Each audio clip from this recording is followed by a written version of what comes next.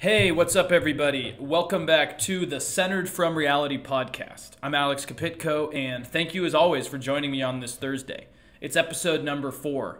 And before we get started, I just hope everyone was able to get through the great Instagram, Facebook, WhatsApp blackout of 2021. It's going to be a day to remember. Where were you when it happened? No, but I mean, in all seriousness, it was kind of nice to not be attached to Instagram for a little bit. Anyways, as usual, I'm sitting here in kind of cloudy, rainy, cooling off Chicago. But other than that, life is pretty good. There is no violin coming tonight outside my apartment, so Save Your Tears will not be stuck in my head. I feel like eventually I need to go sit at that restaurant and listen to the live music in person, other than from my apartment window here. But in time. Only time will tell. As always, I'm now on Spotify as well. Podbean, Apple Podcasts, soon Amazon, Google. So pretty much within the next week or two, I'll pretty much be on every possible platform. And YouTube as well if you want to see the video, see my beautiful face or scary face, depending your opinion.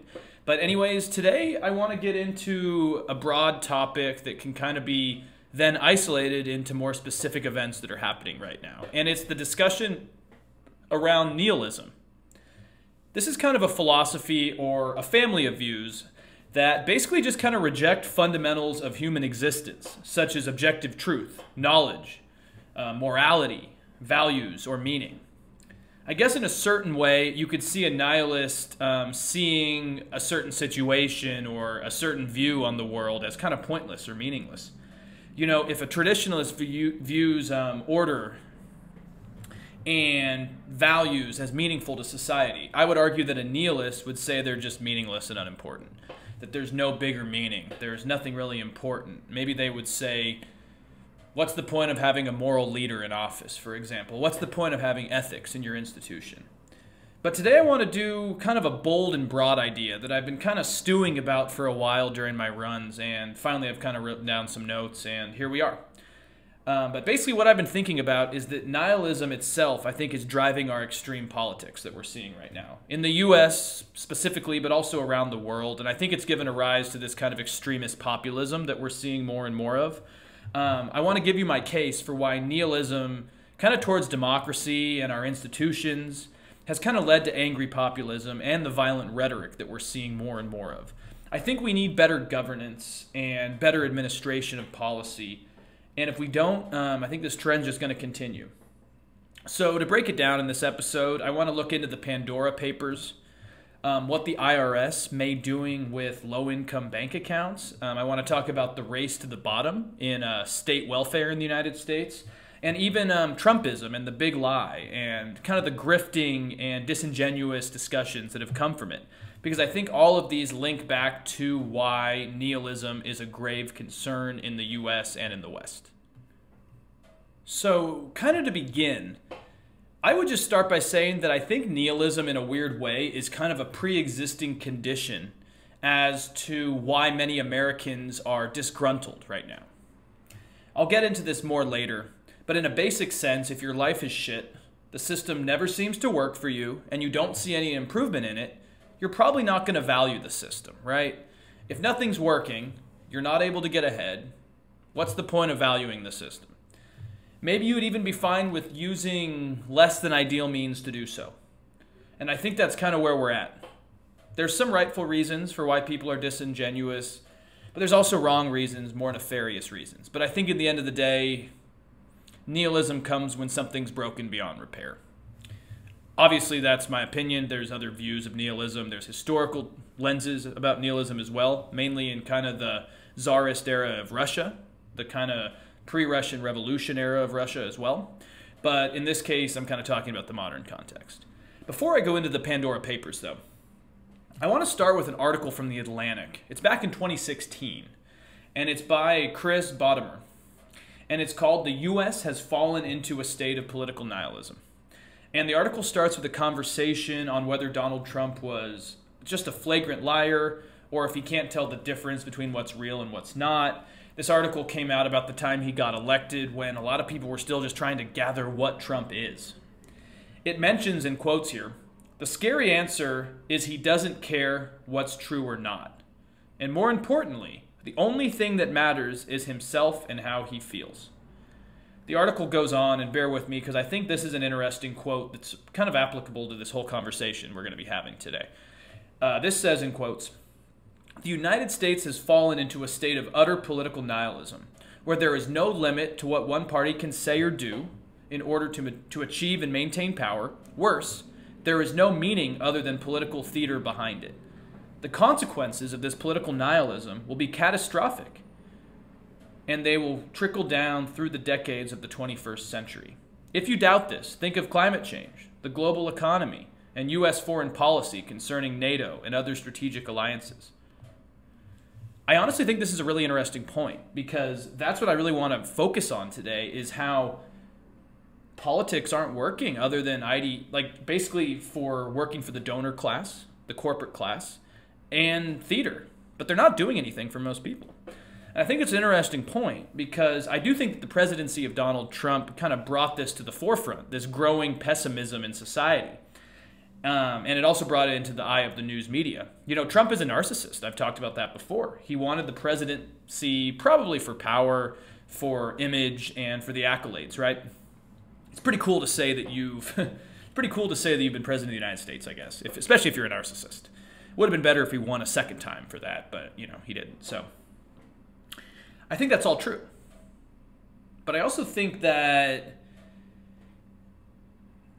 some of the left, especially, and the media have neglected that the issue is way deeper than Trump. And I think it's pre-existed Trump for a long time. I could list a lot of them, but in general, 9/11 destabilized our world, led to a growing fear over the idea of terrorism. Many middle-class jobs have dried up due to globalization, comparative advantage in China. Income stagnated for decades, almost probably half a century at this point. And the rich barely pay any taxes. Congress only gets incremental change at best, and so on. And so that leaves me to wonder if Trump was the problem or if he was just a malignant mutation of the outcome. Just years of culminating. So I think the major reason why many Americans seem to think our system is meaningless is income inequality and the true narrative that elites and the wealthy don't pay their fair share. It isn't crazy to ask yourself, why do I work hard, pay taxes, and scrape by when I'll be likely stuck in this position? And I'm not trying to be Debbie Downer here. Well, I guess this whole episode's kind of Debbie Downer. But obviously work is important. Purpose is important. But if you're not seeing any outcome that benefits society or yourself, you're going to start asking questions. So let's start with the Pandora Papers. I'll end my tangent on that part. They seem to me like an even more troubling version of the Panama Papers, which came out, I believe, in 2016, and then the Paradise Papers in 2017. I'm not going to go too deep into the Pandora Papers just because I'm sure you've seen it a lot, but I'm getting my background from BBC, and they reported on Tuesday that the Pandora Papers is a leak of almost 12 million documents that reveal hidden wealth, tax avoidance, and in some cases money laundering as well by some of the world's rich and powerful. So far, seems like your run-of-the-mill scandal. The article highlights more than 600 journalists in 117 countries that have gone through just dozens and dozens of sources for months, basically to gather and compile all this information. It was obtained by the International Consortium of Investigative Journalists out of Washington, D.C., and there's a lot of reputable sources in here, like The Guardian. The Guardian's the main one that I saw that led the UK side of this investigation. Al Jazeera, some less so, but in general, it's a reputable leak. And I think that's what makes it more damning. I would go through all the details of this, but it would take forever, and you'd probably want a Xanax for it, to be honest. So I'm just going to kind of skip to some of the notable highlights of what they found in this. One is that the Qatari ruling family avoided £8.5 million on a London supermansion in taxes, that is. The King of Jordan's $70 million spending spree on properties in the UK and the US through secretly owned companies that were not reported. Azerbaijan's leading family hiding, if I can speak English, that'd be good, hiding involvement in property deals in the UK worth more than £400 million. And another notable one was the family of Kenyan President Uhuru Kenyatta's secretly owned a network of offshore companies for decades. So there's a trend here, properties, shell companies, hidden involvement in property deals. Generally, you could say people aren't paying their fair share or even paying any share, and they're doing it kind of under the table when your average Joe could not do the same thing. That's kind of my initial takeaway here. Excuse me. So this is clearly disturbing, albeit not really alarming, again, because this is not the first leak of this sort. There's a guy, Lakshmi Kumar, from the U.S. think tank Global Financial Integrity. And he explained that these people are, in quotes here, able to funnel and siphon money away and hide it, often through the use of anonymous companies. And I'll add, I'm looking at a graph here that was in the BBC, and it shows the difference between the Panama Papers, the Paradise Papers, and the Pandora Papers. And so the data leaked in the Panama Papers, for example, was 2.6 terabytes. The Paradise Papers, 1.4. But the Pandora Papers now are almost 3 terabytes, which is pretty damn big. And involving files, the Panama Papers, 11.5 million were released. The Paradise Papers, 13.4 million. And the Pandora Papers, 12 million. So significantly bigger, minus the Paradise Papers in terms of files. But the Pandora Papers encompass a lot. And it's interesting. Something that I also found interesting about the release of this information is not who was mentioned all the time, but also who wasn't mentioned. And what I mean there is that a lot of people on podcasts, Twitter, and on the news have mentioned that there aren't many Americans on this list, which is interesting, you would think, right? Because there's a lot of wealthy Americans. And I think this is likely because the U.S. tax code is so lenient on the rich already that they don't really need to go to such extreme measures as, say, UK officials or the Czech president who is involved in this, or the Azerbaijani royal family, right? But also I think there's a more disappointing, I don't know if disappointing is the right word, but there's another side to this as well, is that the Panama Papers also give a good look into South Dakota. That's right, South Dakota, not the Cayman Islands, South Dakota. And I'm sure people hear about the Cayman Islands as being a good tax haven for the wealthy, right? Or Ireland being good for companies like Apple. But I don't think you thought South Dakota is almost the new Cayman Islands. And that's what the Panama Papers highlighted here. It has a quote here. There's a great Axios article that talks about this. And it says that South Dakota has become the world's foremost tax haven, right up there with the Cayman Islands and ahead of old-fashioned locations like Switzerland. Let's see. The article mentions that hundreds of billions of dollars were sequestered in South Dakota trusts, which generate no taxes and are effectively off limits to anybody who might have a legitimate claim on them. And let's see. Oliver Below from The Guardian says, a South Dakota trust is the most potent force field money can buy. So what this basically means for people like me who aren't in the world of finance is that South Dakota, A, has no income tax, B, has no inheritance tax, and C, has no capital gains taxes. So in theory, it's like a libertarian just dream world. The state also allows for extreme secrecy when law enforcement comes knocking. And it protects assets that can even be claimed by creditors or family or ex-spouses. So say you put away billions of dollars, even your ex-wife couldn't come and try to claim it, even if she legitimately could. It's pretty interesting. And from what I've gathered, said billionaire who wants to keep their assets secure can set up trusts in South Dakota and then finds a trustee to look after them. The trustee invests the assets for a beneficiary who is often a direct relative of the settler. And this keeps the money safe, and the said billionaire never even has to set foot in South Dakota. Again, it's not good because I've seen there's Ecuadorian officials, Russian officials, Americans that are pretty much hiding their money there in a U.S. state that is allowed to obviously create its own tax codes and can do what it wants. But to me, it just seems a little bit antithetical to a lot of the problems the country's facing.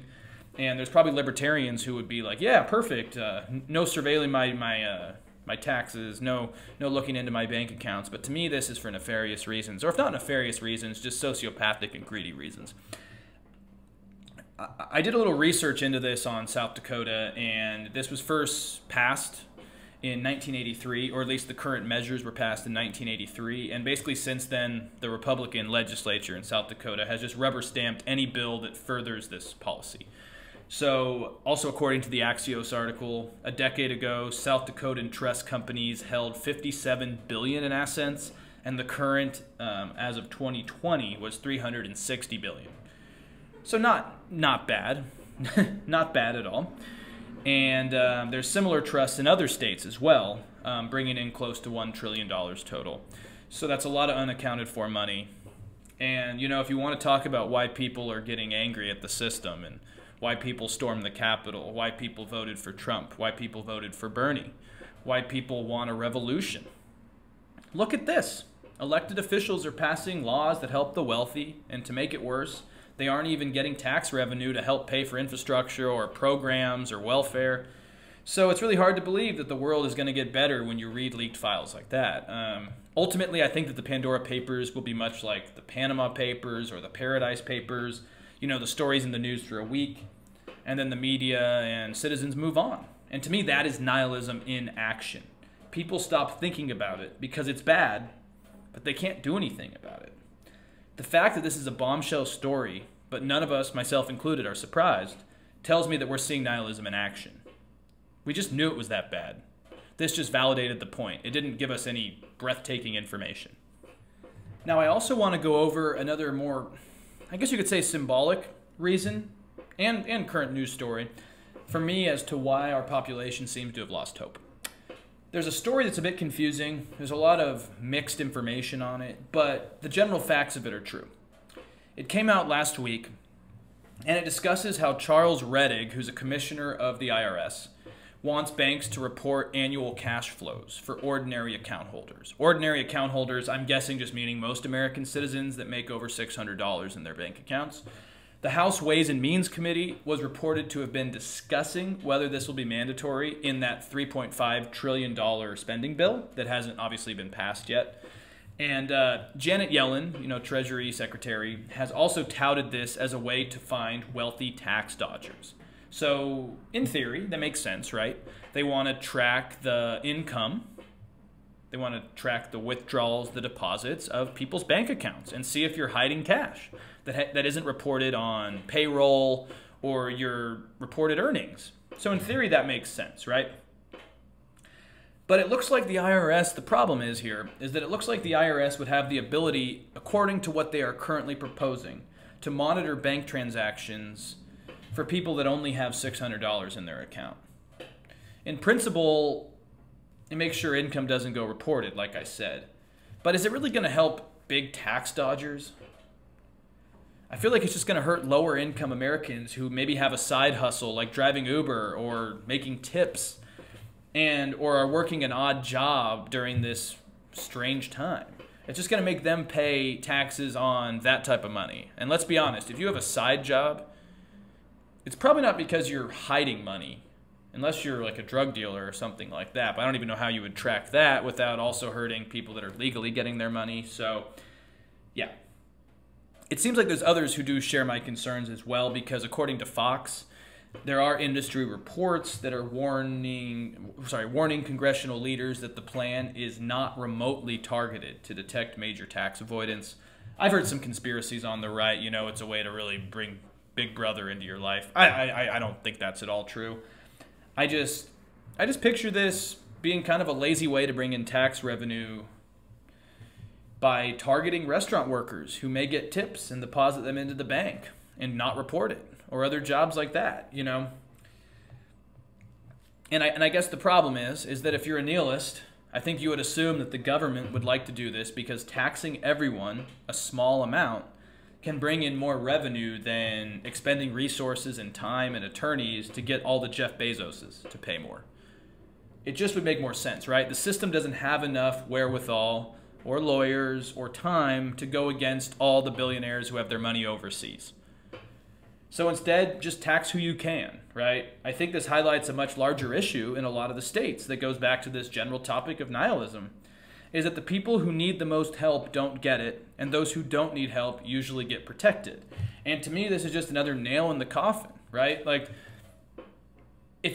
if you're like, okay, the IRS is looking into me, but these Pandora Papers show that a lot of people aren't being taxed, what the hell, man? I understand it. Now, again, this is not written in stone. I don't understand enough of the argument for it. But I know Janet Yellen touts it as a good way to detect tax dodging, and maybe she has a point to it, but I just haven't seen one yet, and I don't think it adds a lot of trust in people who already don't have a high level of trust in our system. And so it's kind of timely that we're doing an episode here on nihilism, because the last example I kind of want to use of how the economic system and the political system is hurting the average person and driving them towards nihilism is there's kind of an administrative problem in our federal system and in our state system as well. Today, in one of my public administration classes here at Northwestern, we've been talking about how welfare benefits have been delegated to state governments. It used to be nationalized. The federal government would handle welfare programs, but kind of since the devolution movement in the 70s and 80s, that has changed. And this has created what the textbook calls a race to the bottom in welfare program quality. This is because different states have different programs with different costs and different levels of quality. Some states may have generous programs, while others don't. This means that neighboring states may lower their benefits just to discourage people from out of state to come there because they don't want to have to pay for that as well. So basically, other states don't want to be generous if other states are being stingy, so they all are just being stingy and cutting needed programs. So it's literally just a race to the bottom.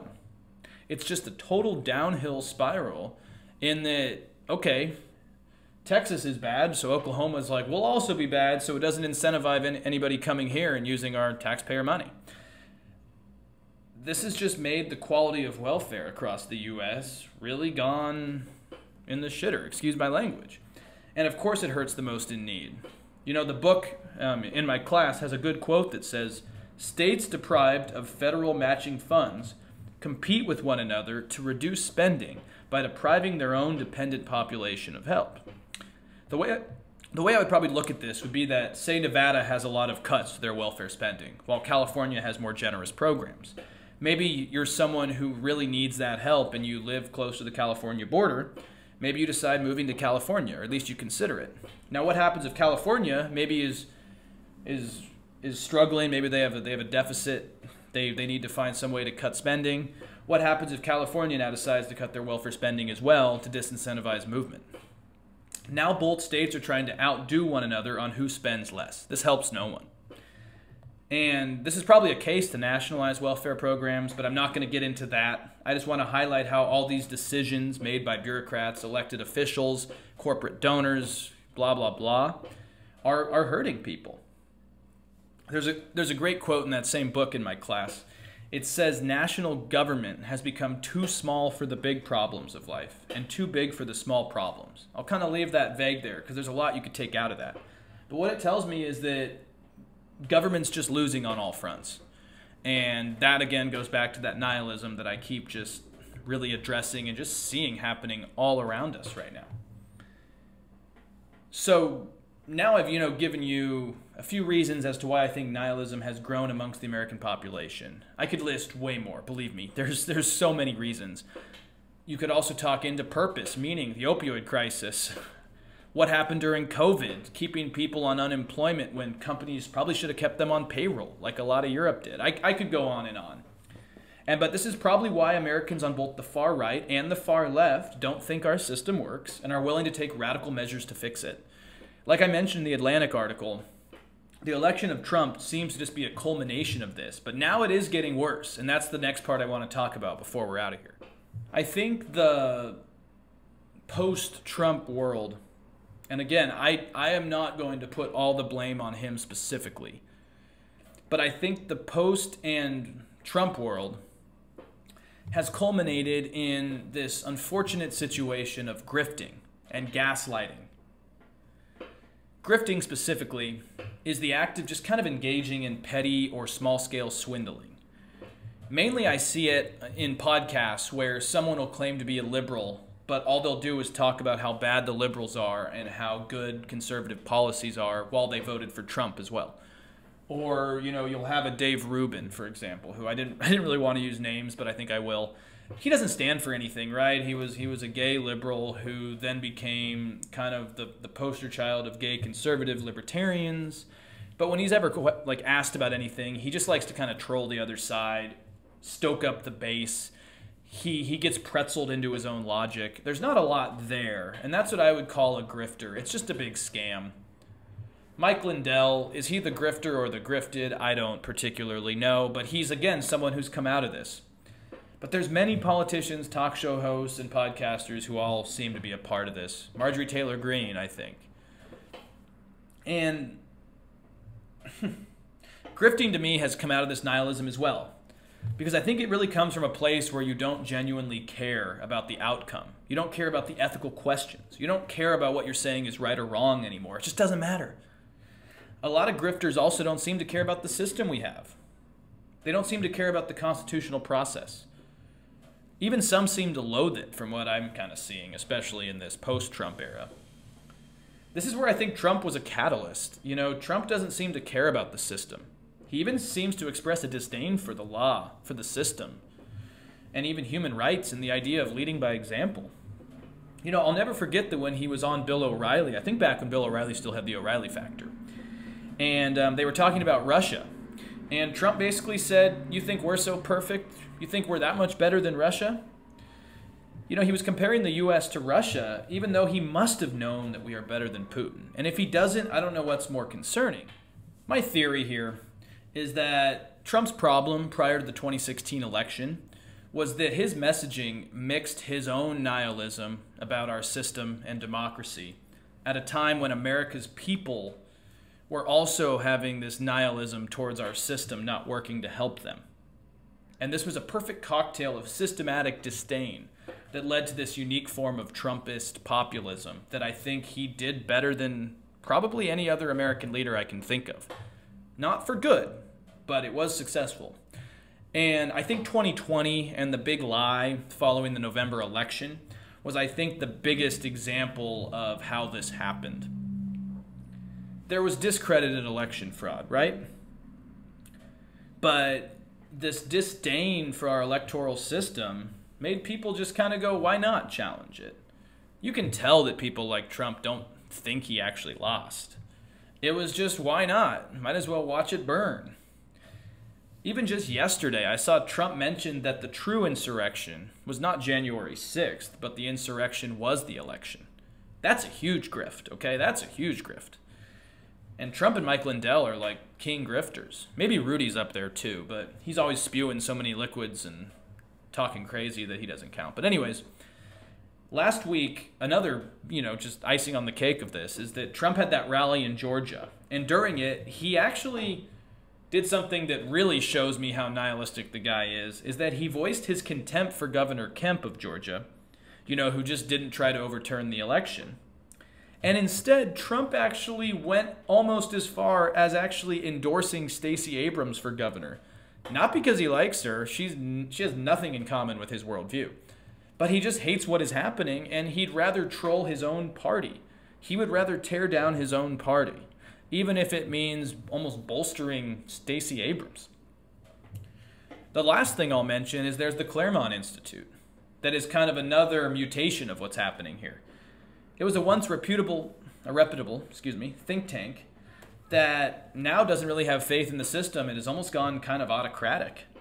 They have time and time again voiced kind of alarming authoritarian points of view where they've said people that voted for Biden are not Americans, and sometimes you need to take extreme measures to, deal with that. Back on the Tonic Accord, I have an episode called F is for Fascism, and I go into how the Claremont Institute has kind of gone almost quasi-fascist. I'm going to paraphrase this, by the way. But there's a recent article that says, in order to preserve the America that the founders envisioned, we almost have to completely abandon aspects of the structure that the founders created. So it's like, okay, the founders are almost this mythical god at this point. So we want to create the dream the founders wanted, but to do so, we need to get rid of the document the founders created, is basically what the Claremont Institute's saying, which to me would be autocratic rule. And that's something nihilistic, because they don't believe what we have works, so let's find an alternative for it. And I'll spare you most of my rantings on this, but I'll just wrap this up by adding that in Twilight of Democracy, Anne Applebaum's book that I just finished, she mentions that autocrats or fascists in the making usually have a disdain for the system in which they inhabit. I think we're seeing that, and it comes through a pessimistic view of human nature and a willingness to not accept facts. We need to be careful. I don't think the founders ever thought that this disease of cultural decline would lead to almost nihilistic rot. Democracy always needs new generations to water its seeds. But I kind of worry that we're just letting the plant die because, again, why not? Ultimately, my issue with nihilism is that it's just giving up. I tweeted last month after hearing them talk about it on the Bulwark podcast that the U.S. has been collectively wearing sweatpants since the pandemic. We've all just kind of given up. Usually you wear sweatpants on a Sunday when maybe you're hungover or you're done with the week or you're watching football. But the nation is now just collectively always wearing sweatpants. We've given up. And that's my general issue with nihilism. It doesn't look to better something. It doesn't look for solutions. It just finds everything pointless and wants to tear it down. So hopefully you found this at least kind of informative. Please let me know. Another guest will be on next week. I'll keep that a surprise. But anyways, thanks for listening again. You can find me on Spotify, iTunes, Apple Podcasts, YouTube, Podbean, and on Twitter at Alex Kapitko. So let me know your thoughts. Tweet at me, comment. Let me know if there's any guests you want, and have a great day. Thanks, guys.